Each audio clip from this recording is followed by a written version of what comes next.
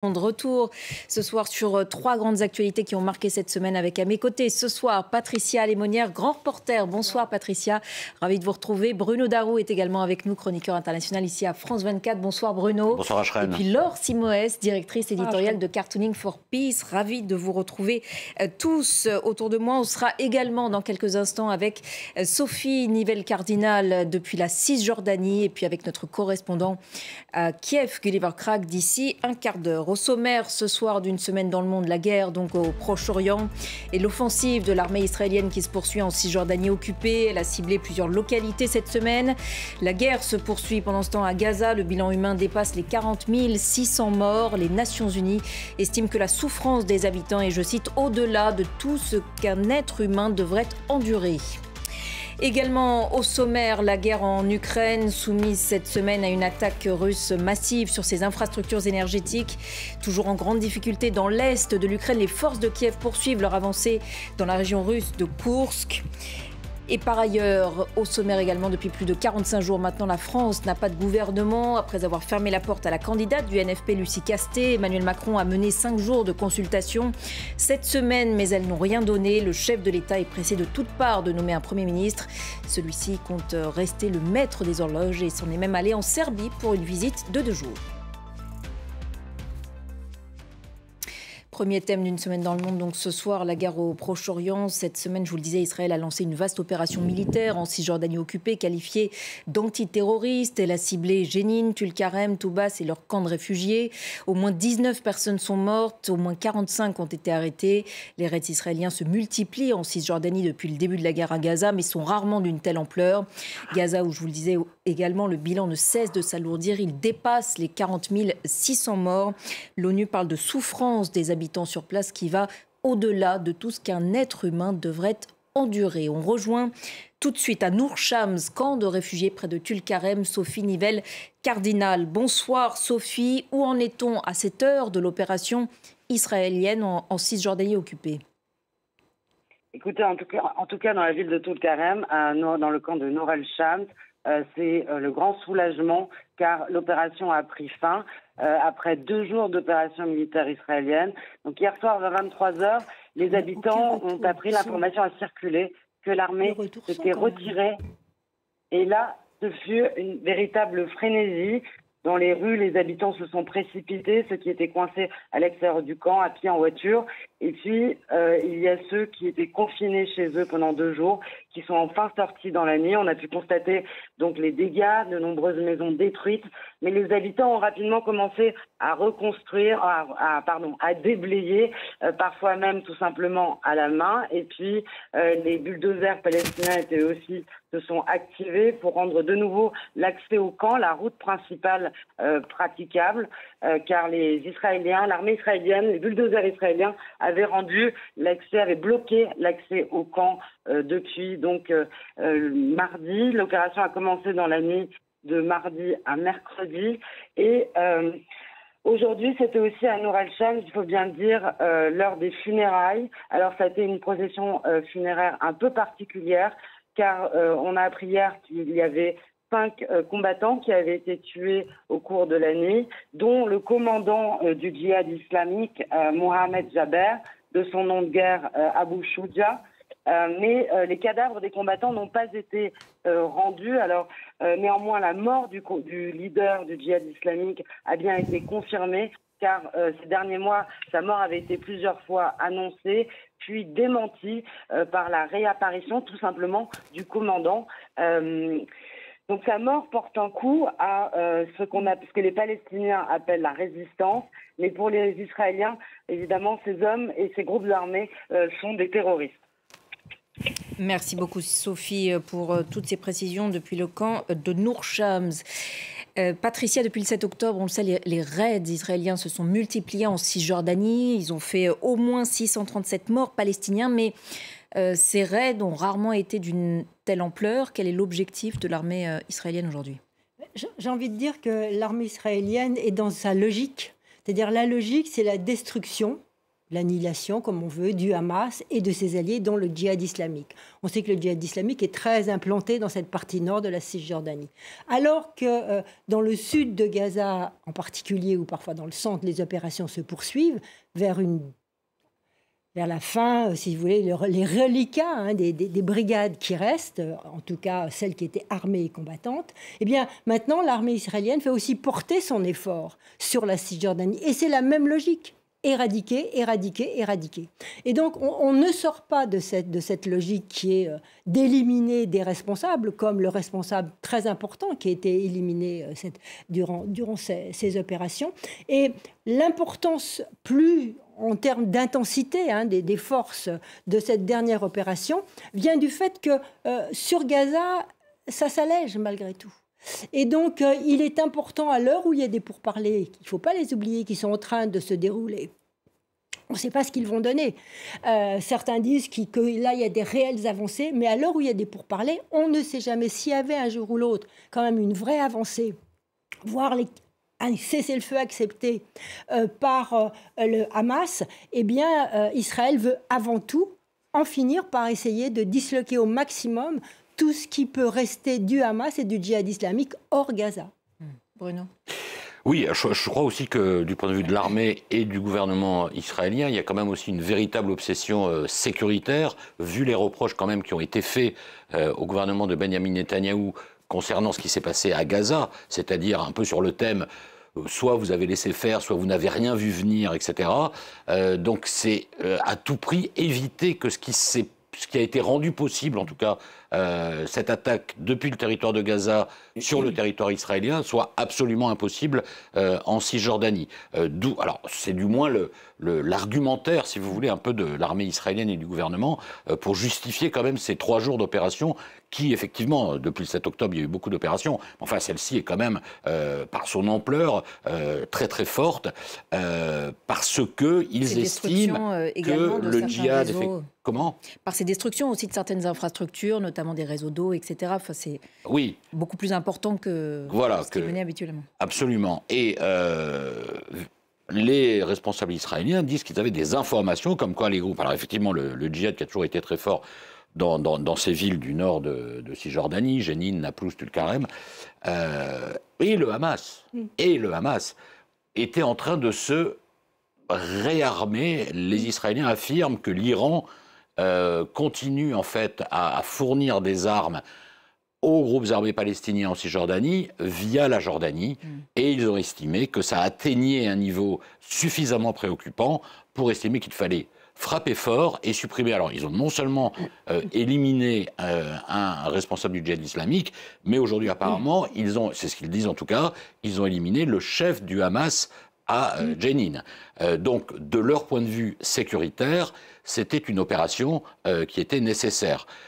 Par contre, moi, sur les pourparlers de trêve éventuels qui se poursuivent concernant la bande de Gaza, je ne crois pas que ce qui vient de se passer là en Cisjordanie va envoyer un très bon signal pour permettre la conclusion positive de ces négociations qui durent quand même, faut-il le rappeler, depuis des semaines. Je voudrais juste ajouter quelque chose. Aussi, il ne faut pas oublier que le djihad islamique avait lancé avec le Hamas une alerte sur les réseaux sociaux, en quelque sorte, en promettant un retour à la politique d'attentats massifs dans les villes. Attentats massifs, suicides, forcément, dans les villes. Et donc ça aussi, ça se situe dans cette montée de l'insécurité. Et l'armée israélienne a procédé, sûrement aussi parce qu'il y avait des informations d'une politique qui allait être menée d'attentats. Ils avaient eu aussi des informations en ce sens. D'ailleurs, si on peut voir une carte, je crois qu'on a une carte.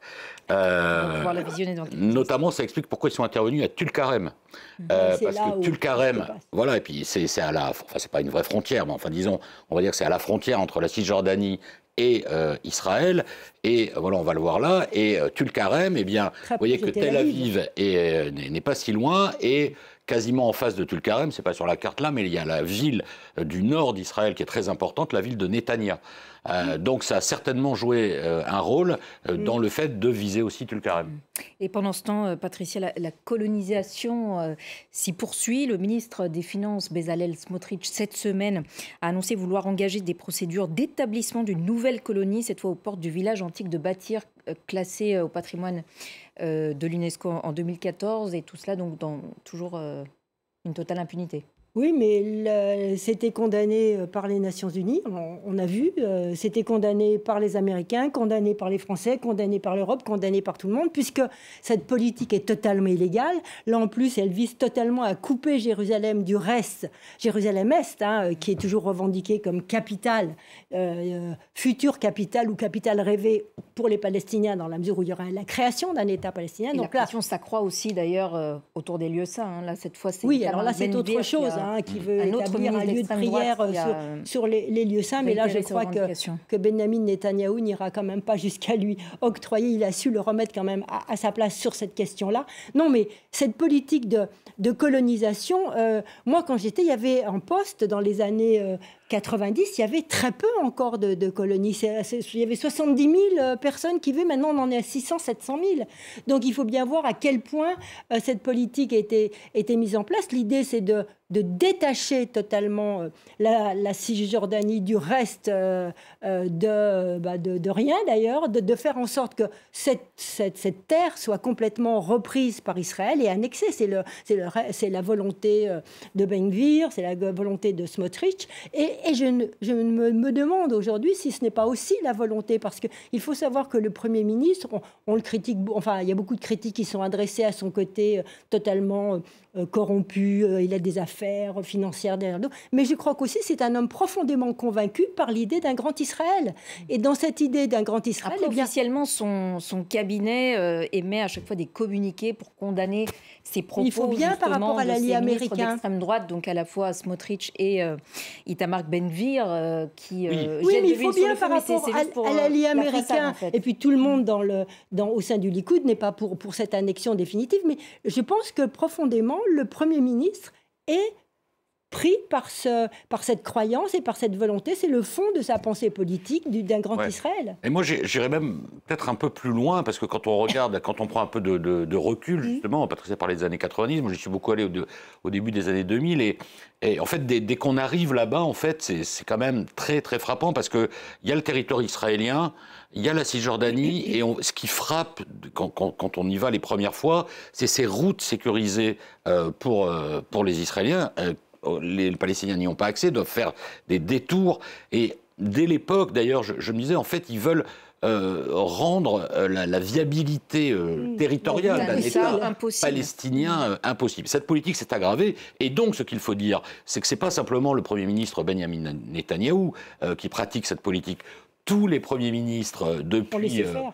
Oui, on laissait faire. Donc, à se demander si le but ultime des gouvernements israéliens, qui savent qu'ils sont condamnés par la communauté internationale, donc ils savent aussi qu'ils ont le temps devant eux. Condamnés, mais qui ne fait pas grand-chose. Voilà, mais justement, final, ils sont obligés d'en tenir un peu compte, mais pas trop. Ils tiennent surtout compte de ce que disent les Américains. Le but, à long terme, c'est pas tout simplement qu'il y ait tellement de colonies israéliennes et tellement de populations israéliennes que là, l'État palestinien devient totalement impossible. Et puis, il y a les plus extrémistes, comme M. Smotrich et Ben-Gvir, qui, eux, revendiquent ouvertement l'annexion de ces terres, c'est-à-dire l'expulsion des Palestiniens pour reformer, effectivement, comme le disait Patricia, le grand Israël. Et à Jérusalem, l'esplanade des mosquées, sur laquelle donc Itamar Ben-Gvir veut même construire une synagogue.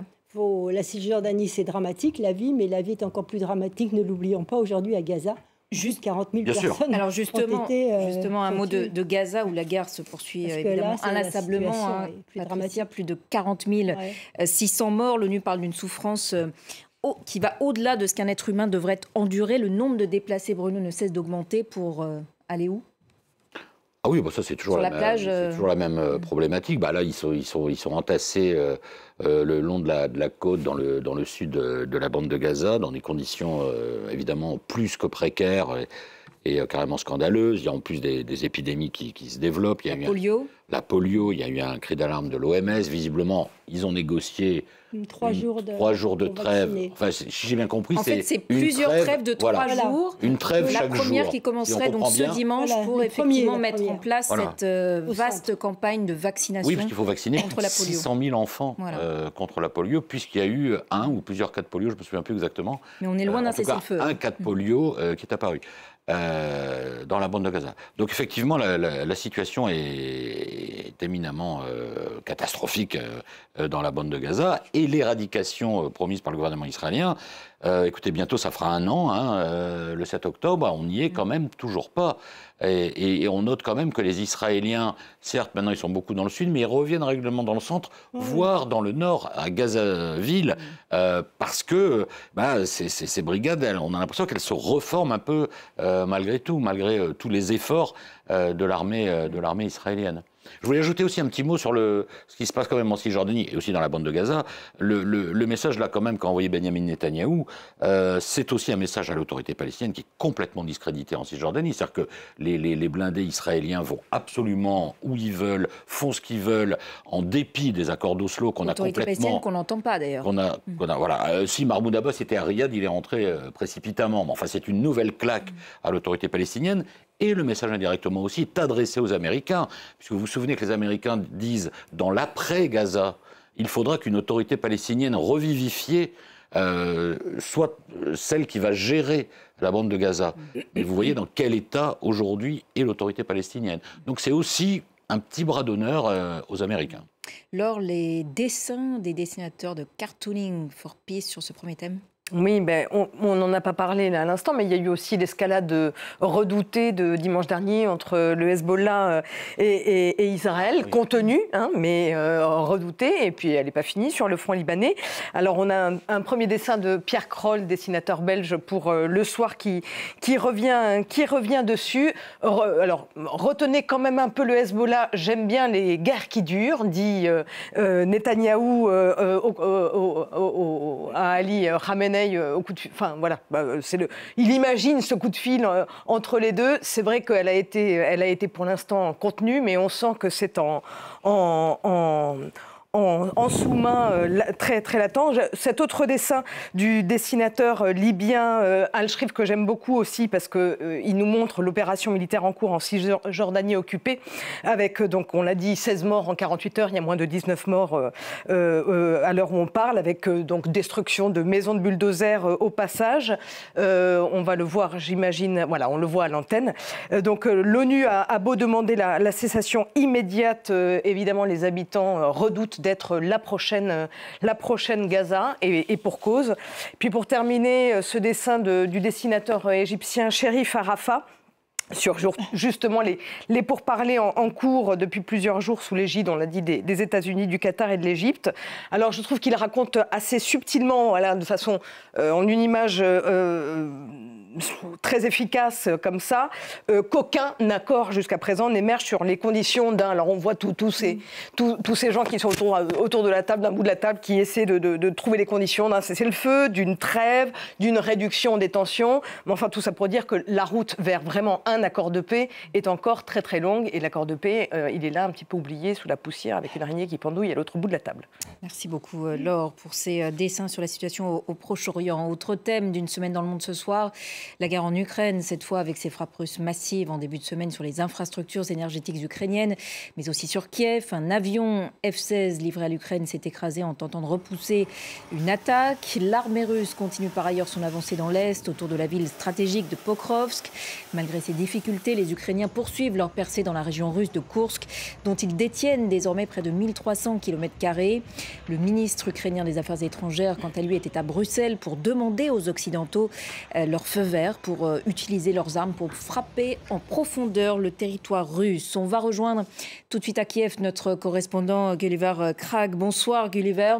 Des frappes russes qui se sont d'ailleurs poursuivies aujourd'hui. Oui, c'est 5 bombes planantes qui sont tombées sur la deuxième ville d'Ukraine, Kharkiv. provoquant le dernier bilan, c'est 5 morts. Un immeuble d'habitation a été touché dans le centre-ville et si je comprends bien, dans d'autres quartiers aussi, il y a des dégâts. C'est surtout cet immeuble dont vous avez peut-être vu l'image, des appartements en feu, 47 blessés, en plus des 5 civils qui ont trouvé la mort. Et bien sûr, cela provoque un renouvellement de ces appels des dirigeants ukrainiens pour avoir cette autorisation à frapper plus en profondeur la Russie, particulièrement pour toucher les bases d'aviation, les avions, parce que c'est depuis des avions que ces bombes planantes qui sont très difficiles, voire presque impossibles à intercepter, sont tirées. Gulliver, dans un contexte par ailleurs d'incursion ukrainienne qui se poursuit dans la région russe de Koursk, quel est l'état d'esprit aujourd'hui des Ukrainiens ? Vous voyez, l'incursion dans la région russe de Koursk a provoqué une sorte d'euphorie au début. Les Ukrainiens étaient très surpris et ils ont vu toute une série de points positifs qui, je pense, restent encore en place. Montrer que les lignes rouges de la Russie ne sont pas si épaisses que cela en réalité, qu'il n'y allait pas avoir de réplique nucléaire. Montrer que l'Ukraine peut reprendre l'initiative, capturer un grand nombre de soldats russes. Ces avantages sont réellement là, mais l'euphorie laisse place à l'inquiétude, bien sûr, avec cette avancée russe en direction de la ville de Pokrovsk dans le Donbass qui se poursuit. De plus en plus de questions sur est-ce que c'était vraiment une bonne idée de déployer autant de ressources militaires pour cette offensive à Koursk au détriment du Donbass. Et puis cette perte d'un avion F-16 et son pilote qui est vraiment un coup pour le moral des Ukrainiens. Je pense ils attendaient tellement longtemps ces avions F-16. Ils en ont que 10 au maximum. Les pilotes, bien sûr, sont très chers aussi. Leur formation a été longue. Et c'était tellement attendu et les circonstances apparemment c'était pendant une mission de défense contre les frappes russes qu'il y a eu sur tout le territoire ukrainien en début de semaine, mais c'est tout de même soit un accident, soit friendly fire. Ils vont continuer l'enquête, mais on a appris ce soir que Volodymyr Zelensky vient de licencier le chef de l'armée de l'air, Mykola Oleshchuk, ce qui peut-être pour une partie de l'opinion publique ukrainienne sera interprété comme une réponse, comme un pas nécessaire, mais je pense à Kiev, les commentateurs, les analystes politiques ont plutôt tendance à y voir quelque chose d'inquiétant de la part du président qui va à chaque fois faire des renouvellements du personnel à haut niveau, peut-être aussi à nouveau pour placer des gens qui l'estiment plus loyal et se servir de tristes accidents pour poursuivre des remplacements en termes des cadres dans les autres sphères militaires et politiques qui est accueilli avec une certaine incompréhension parmi les analystes ici. Merci beaucoup, Gulliver. Depuis Kiev, Patricia, l'Ukraine a donc subi, pour revenir tout d'abord sur ces frappes russes, la pire attaque depuis des semaines. Ces frappes russes ont ciblé 15 régions d'Ukraine, mais l'Ukraine se voit toujours refuser par les Occidentaux le droit, si je puis dire, d'utiliser leurs armes pour frapper en territoire russe en profondeur. Il y a une frustration grandissante à ce sujet. C'est l'histoire classique depuis le début de cette guerre. Hein. Chaque fois, l'Ukraine demande plus. Chaque fois, les Occidentaux disent non. Après, on prend du temps, on réfléchit, puis au bout d'un certain temps, on le fait. Alors là, est-ce qu'on va le faire ?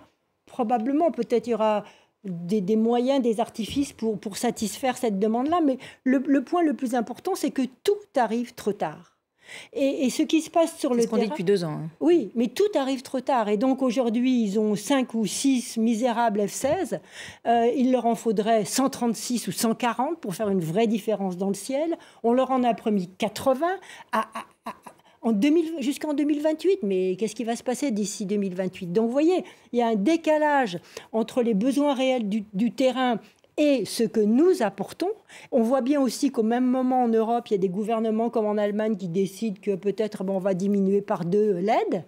On ne sait pas ce qui va se passer avec les élections américaines, d'où l'inquiétude des Ukrainiens. Inquiétude d'autant plus forte qu'après l'euphorie qui était autour de Koursk, ce qui se passe à Pokrovsk est beaucoup plus embêtant. Et là, les Russes progressent de plusieurs kilomètres par jour. Là, avant, ils en faisaient 2-3, maintenant, ils en font 8-10.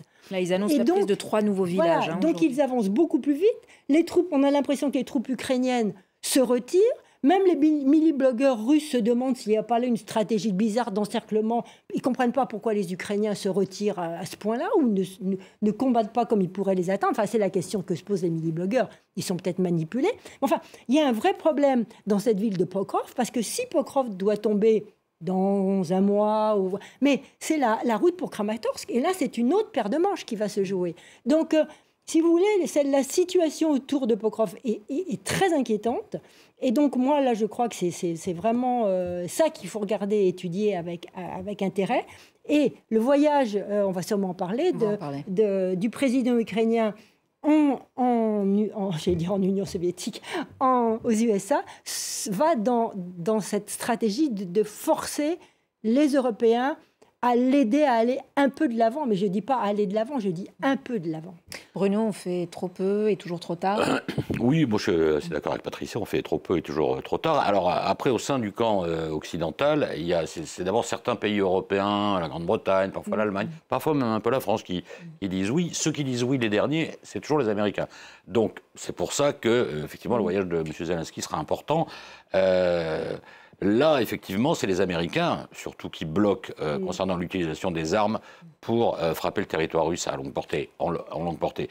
Parce que, effectivement, ce que craignent les Américains, c'est que tout cela dégénère et élargisse le conflit, voire même que Vladimir Poutine mette en œuvre ces menaces de recours à l'arme nucléaire. Je pense que les Américains n'y croient pas trop. Mais en tout cas, ils ne veulent pas que ça aille trop loin. Donc ils sont dans une stratégie en fait d'aide, mais un peu de containment aussi vis-à-vis de l'Ukraine. Et ça crée d'ailleurs régulièrement des tensions, parce qu'en même temps, c'est le principal allié. Donc il y a cette ambiguïté-là.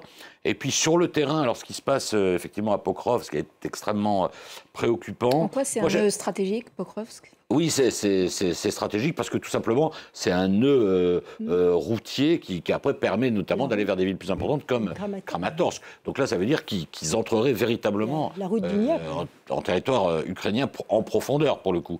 Donc c'est pour ça que c'est important. Alors moi, j'ai entendu des analyses d'experts militaires qui disaient qu'en fait, le nouveau commandement ukrainien voulait éviter en fait ce qui s'est passé à Barmout. Où là, les effectifs, il faut bien rappeler à nos téléspectateurs que les effectifs ne sont pas du tout symétriques. Les Russes sont beaucoup plus nombreux, beaucoup plus équipés, etc. À Barmout, les Ukrainiens ont tenu, et donc ils ont laissé beaucoup de pertes. Donc visiblement, la nouvelle stratégie, ce serait de dire, puisqu'on n'a pas mais elle est risquée aussi, puisqu'on n'a pas les moyens de véritablement stopper l'avancée russe, ou alors au prix de très lourdes pertes, mais en Ukraine il faut remplacer, et c'est plus compliqué qu'en Russie, même si en Russie ça pose aussi des problèmes, mais on va changer de stratégie. Donc visiblement ils auraient quand même enlevé, d'après ce que j'ai vu ou lu, environ 10 000 soldats ukrainiens du front de l'Est qui sont allés faire les opérations du côté de Koursk, voire peut-être Belgorod, pour essayer de créer un électrochoc chez les Russes. Les Russes ne sont pas tombés dans le piège, restent concentrés sur Pokrovsk, mais quand même, symboliquement, pour Vladimir Poutine, vis-à-vis de son opinion, il ne peut pas non plus laisser les Ukrainiens à Koursk, en territoire russe, symboliquement, ça fait mauvais genre. Si Comment ils sécurisent leurs avancées il faudrait je termine juste ça, il faudrait, sur les experts militaires, pour que les Russes récupèrent le bout de territoire ukrainien occupé par le territoire russe que les Ukrainiens occupent, il faudrait un rapport de 3 à 1. Donc il faut que les Russes mobilisent quand même beaucoup d'hommes pour expulser les Ukrainiens. Mais à un moment, ils devront le faire quand même. Alors comment ils vont y répondre, selon vous, Patricia ? Alors, ce qu'il se dit, là encore, et quand on regarde les analyses qui sont faites par des instituts de recherche américains, on voit que les Ukrainiens creusent des tranchées derrière une rivière derrière laquelle ils se sont établis. Ils ne vont pas aller plus loin. Et donc, ils enlèvent des hommes. Une fois qu'ils se sont... Donc, ils veulent un peu quand même bloquer ce terrain-là, le garder comme un acquis. Alors on voit d'ailleurs qu'on pensait que Vladimir Poutine, à partir du moment où il touchait un bout de son territoire, il allait déclencher le feu nucléaire. Il n'a rien déclenché du tout là pour le coup. Mais bon, Là, pour l'instant, ils essayent de se renforcer, de renforcer leur position pour dégager des brigades. Et ces brigades sont en train, elles sont déjà dégagées, elles sont en train de faire route vers Pokrov. Alors on a envie de dire, on espère que la ville va quand même tenir, parce que tout ça pour pas grand-chose, si vous voulez, cette stratégie. Et à un moment donné, il va falloir payer les comptes aussi. Laure, les dessins sur ce thème. Oui, votre correspondant parlait de l'espoir qu'avait suscité il y a quelques semaines, enfin il y a quelques jours, l'offensive ukrainienne. Je tenais à vous montrer ce dessin du dessinateur suisse Chapat pour Le Temps, que je trouve, voilà, qui représente donc avec beaucoup d'à-propos graphiques cette offensive ukrainienne. Et on retrouve évidemment cette idée du combat entre David et Goliath qu'on voit depuis maintenant 2 ans et demi autour de ce conflit. Un autre dessin de Nicolas Vado pour Le Vif, dessinateur pour Le Vif, média belge, où on voit aussi qu'il convoque dans son dessin le mythe de David et Goliath, mais là, pour le coup, pour montrer la contre-attaque russe de lundi dernier. Et puis, on le voit, la disproportion des moyens entre les deux adversaires. Mais comment oses-tu, dit Poutine à Zelensky après le petit coup sur le pied. Puis là, évidemment, aussi, on peine à imaginer la paix au bout du tunnel dans ce conflit. Mais j'aime beaucoup comment le dessinateur ukrainien Dubovski illustre, dans le dessin qu'on va voir à l'écran, la déclaration de Zelensky cette semaine. Zelensky a dit que cette offensive en Russie s'inscrivait dans, je cite, un plan pour la victoire qui a pour objectif de forcer la Russie à mettre fin à la guerre. Et je désire fortement qu'il soit juste pour l'Ukraine, soit dit en passant. Alors voilà, donc je trouve que c'est une forme d'illustration littérale de cette déclaration. J'ignore où le dessinateur ukrainien trouve encore cette forme de fraîcheur déroutante dans le contexte dramatique de cette guerre. Merci beaucoup, Laure. Et puis, dernier thème d'une semaine dans le monde ce soir, l'actualité politique en France, bien sûr. La France toujours sans gouvernement depuis 45 jours. En début de semaine, le président de la République a fermé la porte à la candidate du NFP, Lucie Castet, écartée au nom de la stabilité institutionnelle. La gauche a dénoncé un déni de démocratie. 5 jours de consultations présidentielles supplémentaires cette semaine n'ont pas abouti, même si le nom de Bernard Cazeneuve se murmure avec insistance. La nomination du Premier ministre pourrait intervenir, selon les rumeurs, ce dimanche, à la veille donc de la rentrée scolaire. On va écouter à ce sujet Emmanuel Macron. Il était interpellé sur le sujet à Belgrade, en Serbie, où il était en déplacement durant 2 jours, malgré ce contexte d'incertitude politique en France. Croyez bien que je fais tous mes efforts, et les jours et les nuits, et que je le fais depuis des semaines, même si vous ne l'avez pas forcément vu, pour aboutir à la meilleure solution pour le pays. En tout cas, la France a un gouvernement qui gère les affaires courantes, qui a permis d'avoir des Jeux olympiques qui ont émerveillé le monde, qui en même temps fait face aux défis, aux crises du moment. Donc je ne voudrais pas qu'on laisse s'installer l'idée que voilà, les affaires ne sont pas suivies. Après, je ferai mes meilleurs efforts et je parlerai aux Français en temps voulu et dans le bon cadre. Patricia, à quoi ont servi ces consultations ? Alors, en tout cas, Laure parlait de la fraîcheur du dessinateur ukrainien.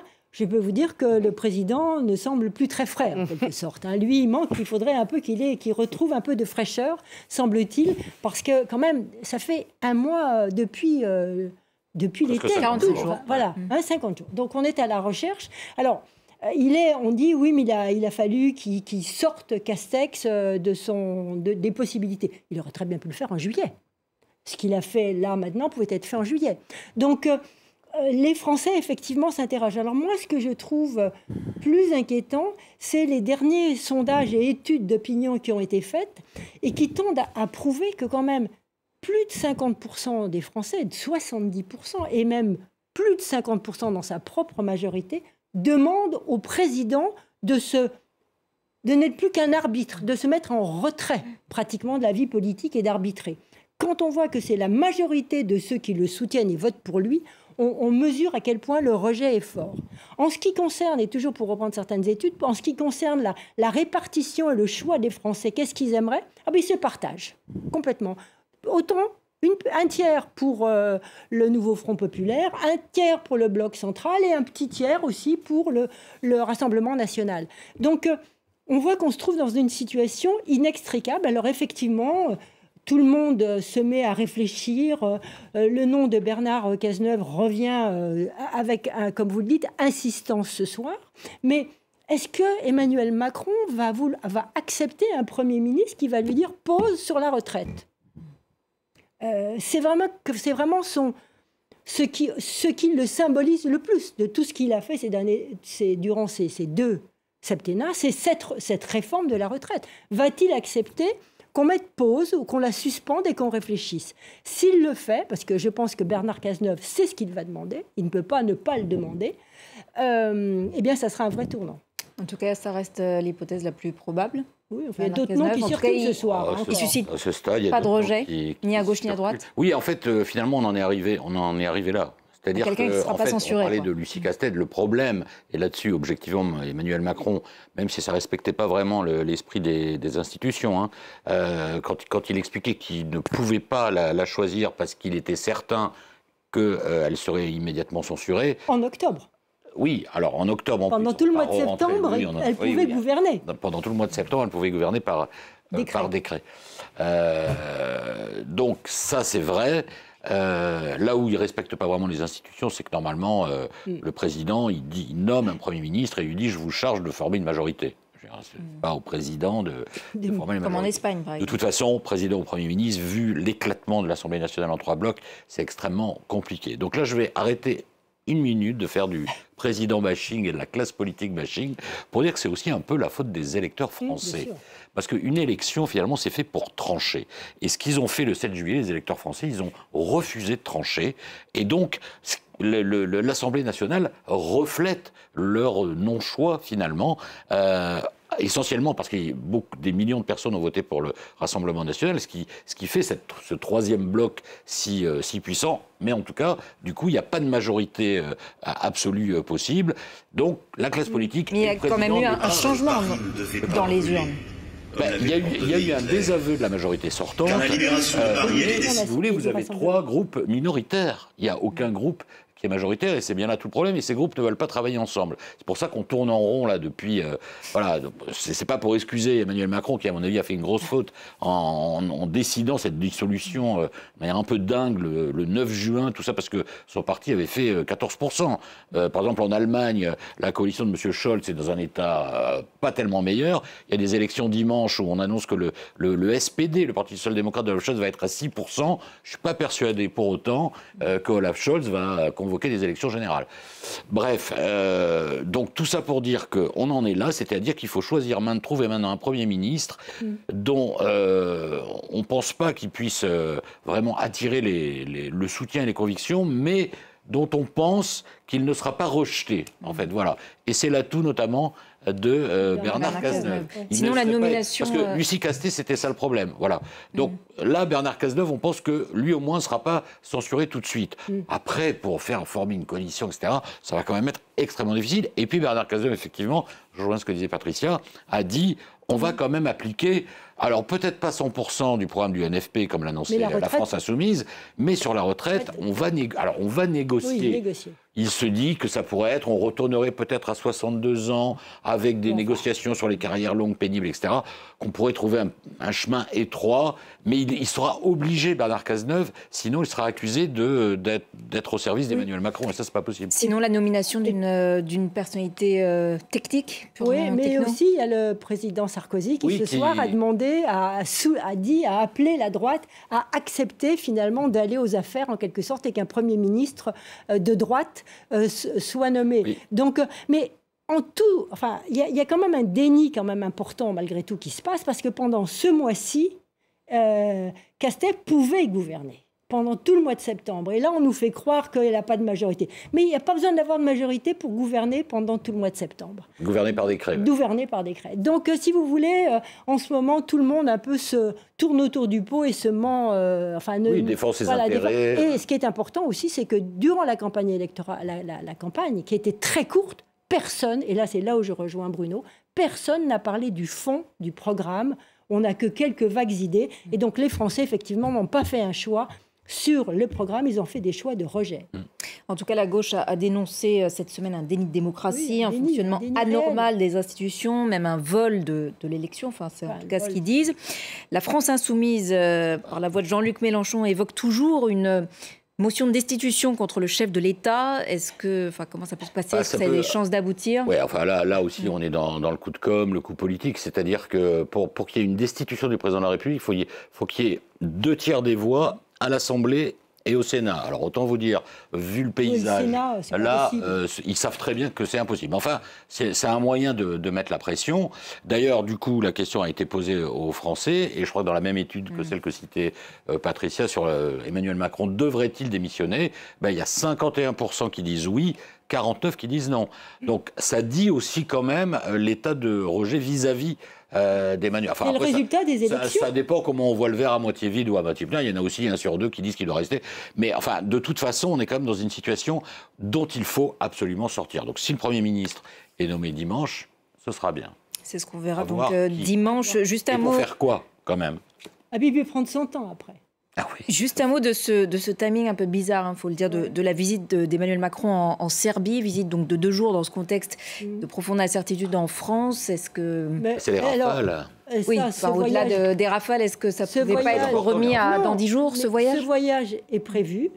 Il l'honore parce que Emmanuel Macron n'aime pas agir sous la pression. Donc plus on lui dit nomme, plus lui continue à dire je fais le travail de chef d'État qui m'est imparti. Mais quel message est-ce que ça envoie à l'opinion publique, Patricia? Alors, moi, je ne crois pas que ça soit inquiétant. Ce qui est le plus inquiétant, je pense, pour Emmanuel Macron aujourd'hui, c'est que pendant ce temps où il fait ses voyages, où il réfléchit, on a tout le nouveau Front populaire qui martèle son message, comme quoi on est dans une république illibérale, comme quoi il se conduit comme un monarque absolu, et comme quoi on est dans un déni de démocratie. Et ce message-là imprime parmi la population, ce qui fait que ça ne fait que augmenter ce rejet. Ce rejet s'est manifesté par le vote sur le Rassemblement national et par le vote pour le nouveau Front populaire.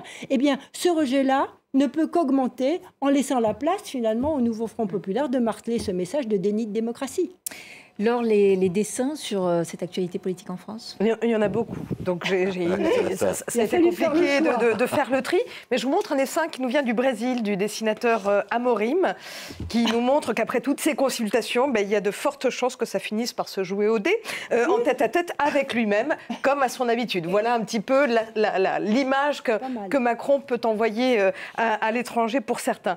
Un autre dessin du dessinateur CAC pour l'opinion, qui résume très bien l'ampleur du blocage inédit où toutes les forces politiques ont une part, on l'a dit aussi, de responsabilité. Alors il y a évidemment Macron, ni de droite ni de gauche. On voit Lucie Castet, ni droite ni centre. Marine Le Pen, ni insoumis ni écolo. Laurent Wauquiez, ni insoumis ni RN. Et puis on a Gabriel Attal qui dit ni nous ni eux. Et puis on a cette Marianne en premier plan de dos qui se désole, 50 nuances de Nini, tout le monde aura compris l'allusion. Et puis alors pour terminer, on a ce dessin, une petite pirouette de bon sens du dessinateur Urbs qui ne fait jamais de mal. Le Premier ministre ne sera pas issu du NFP. Rappelle-moi qui a gagné les législatives. J'ai comme un doute, ça fait jamais de mal de le rappeler. Et puis pour terminer, l'humour noir de Gillot pour Marianne ne nous fera pas de mal non plus. Le siège du Premier ministre est fonctionnel, Monsieur le Président, et on voit la magnificence d'un siège éjectable tout prêt à accueillir le prochain, peut-être dimanche, le prochain ministre. C'est ce qu'on verra. Merci beaucoup Laure pour tous ces dessins. Merci Bruno et Patricia d'avoir participé ce soir à Une semaine dans le monde. L'émission est à retrouver sur notre site internet en podcast et sur nos réseaux sociaux. Restez sur France 24. Point complet sur l'actualité dans quelques minutes.